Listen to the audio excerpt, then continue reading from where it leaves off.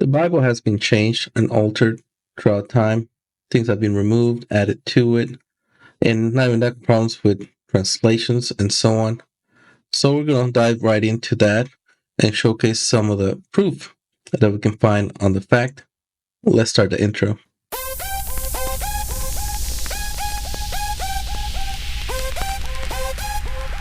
Assalamu alaikum warahmatullahi wabarakatuh. Bismillahirrahmanirrahim. In the name of God, the most merciful and the most kind.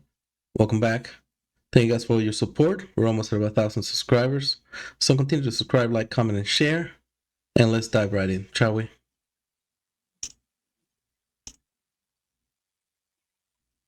Now, in this video, I want to share with you some insights into the Christian Bible, things that are not usually known.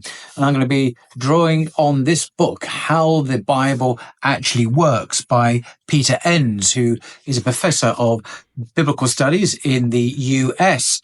And I just want to read a few paragraphs from a chapter where he talks about something which is not really understood at all well.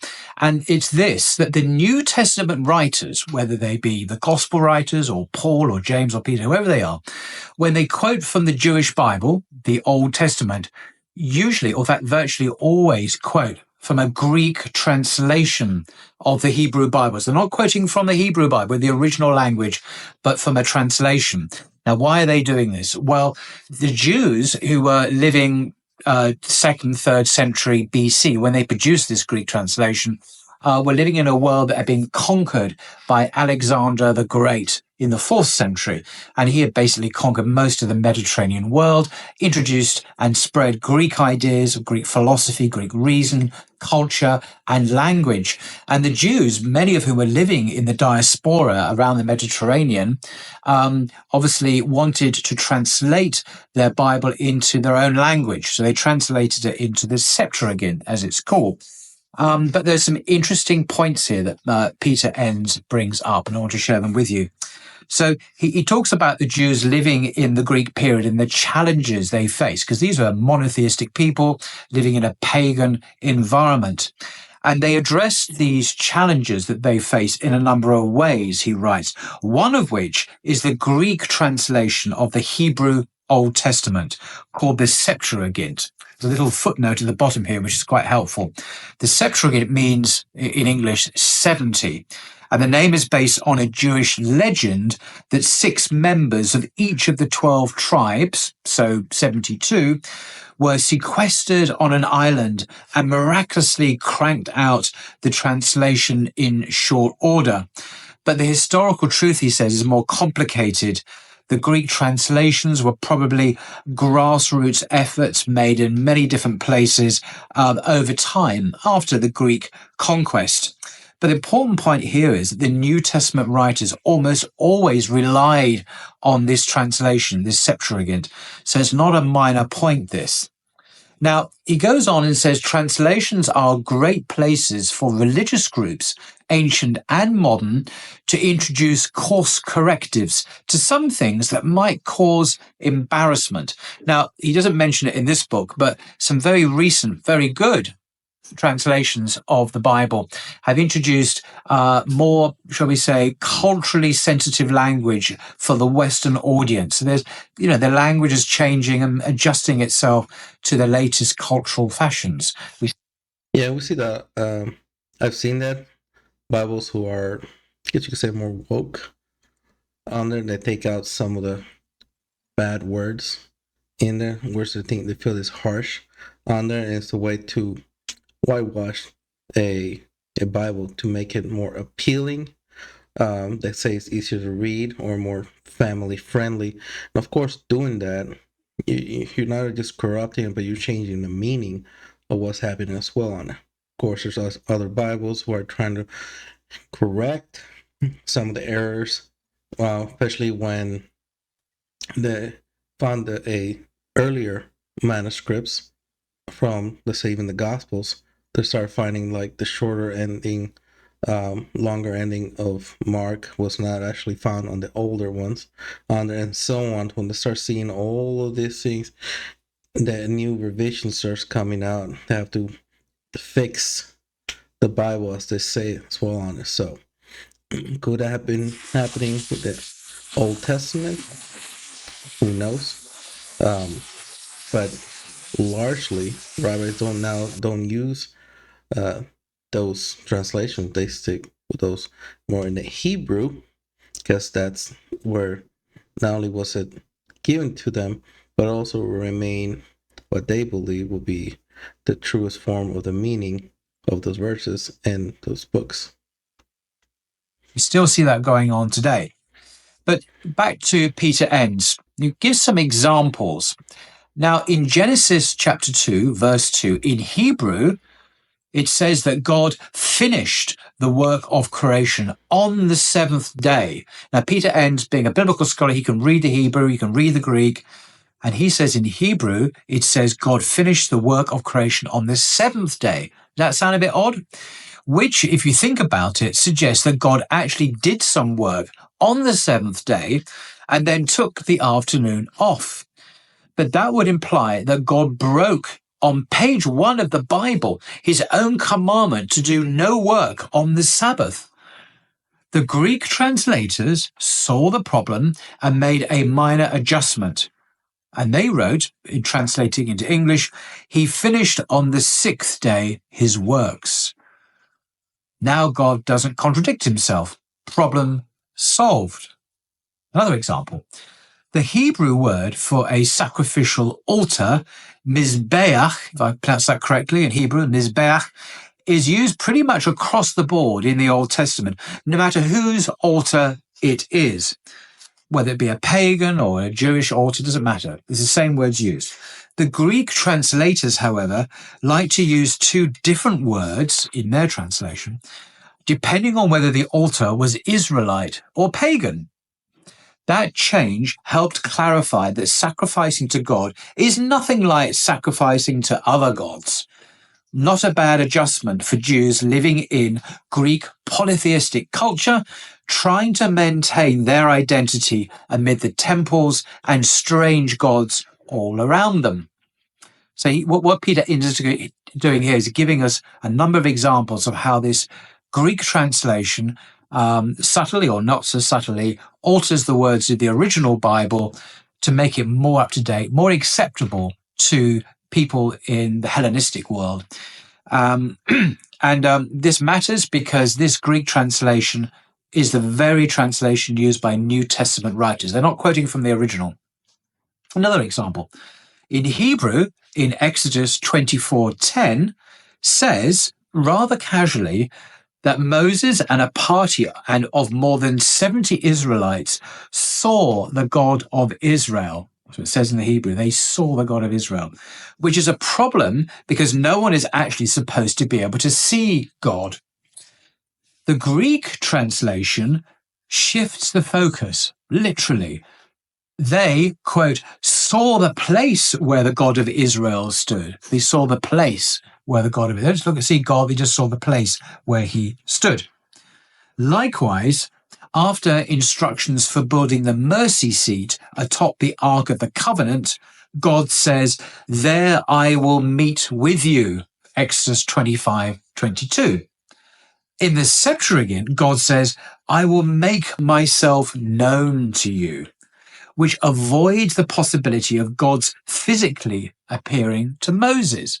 Yeah, and then we see that that's what we mean by corruption. It's not that we're not saying that it was done maliciously, but we could see how corruptions, changing, rebranding, that's something that's been going on, not just in Old Testament, also in New Testament as well, on there. And thank for Allah and Islam and the Quran, has been kept the same. And that's why the stress of keeping it in the original language is so important, is to avoid that as well. Subtle but important change. And again, in Numbers 3:16, it's a book in the Bible, where the Hebrew refers to God's very human-like mouth, the Greek translation replaces mouth with God's voice. Yes, humans have voices too, but at least now God doesn't have a body. So he's suggesting here that the Greek translators change the language used to describe God to make it fit in with Greek philosophical ideas about God not having a body, being an abstraction, being eternal, and not being this quite anthropomorphic figure we see often in biblical passages. The Septuagint, he says, this is the Greek translation, really wants to make God seem more, well, godlike. Godlike to a Greek Jewish audience, that is. Another example, in Genesis 6:6, chapter 6, verse 6, which still troubles some readers today. Yahweh, it says he was sorry he created humans. So God is sorry he created humans in Genesis 6:6. And it says, it grieved him to his heart. It grieved him. God was grieved because they kept sinning, which led God to drown everyone. How can someone the Jews claim to be the true God seem so indecisive, not to mention prone to reactive human-like emotions? Peter Enns asks. So the Greek translation simply gets rid of that idea altogether. Instead of being sorry, the Lord thought deeply. That's what the Greek says. The Lord thought deeply. Instead of grieving, God pondered. Yeah. So God is not sorry. He thought deeply. He's not grieving. He pondered. Now God is a very Greek-like, rational. He's in control of the whole process. God isn't taken off guard and doesn't change his mind. And also, and when we think about, okay, since the New Testament is taken from the Torah, the Old Testament, then, well, which Bible is using, the older matters, things that are not part of the Greek translation, and how do we know? And as well as if the writers are then using those who are scriptures who have been corrupted, has been changed and altered, then you have a New Testament that's actually being created using faulty versus faulty ideology and this corrupted text. And in and of itself says then the Bible, the Christian Bible they have, is something that is faulty in inception. Remember, this is the Bible, the Greek Bible that's quoted in the New Testament, not the original Hebrew. Just to make a point, apparently the ancient Israelites weren't bothered by Genesis 6:6, but we are, he says. We should let that sink in. Christians today, and by the way, this book is really written with an eye to Christians today and how Christians, particularly American Christians, deal with the biblical texts. Christians today perhaps have more in common with Jews living in a Greek world than we would with the Israelites of the time of David and Solomon. We expect certain things of God and are bothered when we don't see them in the Bible. So he's talking about how many average Christians in America, particularly, they read the Old Testament for the first time and they see depictions of God that disturb them.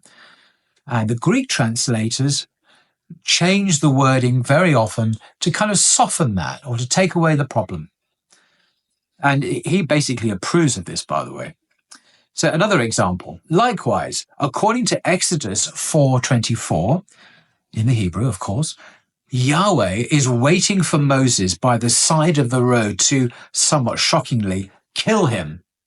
When he had just gotten done convincing Moses to go back to Egypt and deliver the Israelite slaves. The Greek translation, clearly concerned with such a painful, ungodlike about-face, God suddenly changing his mind, says that the angel of the Lord was waiting for Moses. So it's not God anymore, it's an angel. Sure, that doesn't solve the problem entirely, he writes, but at least God has a buffer. So God now is not directly implicated in killing one of his prophets or trying to kill one of his prophets, having just convinced Moses to go back to Egypt and deliver the Israelite slaves. Yeah, that's very interesting. And we see that now. It's just this presentism where instead of looking at okay, what was going on that time, as well as the scriptures being written down or even revealed. Most Christians just cannot at all do that. They cannot, see anything throughout the lines of, okay, this is how I feel now. So it has to be seen in the Old Testament. The same way they see the Trinity, they have to see it. They have to, twist and turn and do whatever it takes to see what they have now in the Old Testament. And it's just something that's like a cycle on there.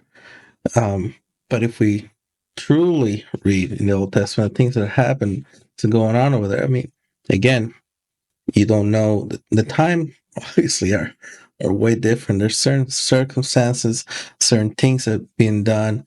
A whole nation, growing from nothing to something. There's so much conflict. There's death. People were sick. Don't know why they're dying.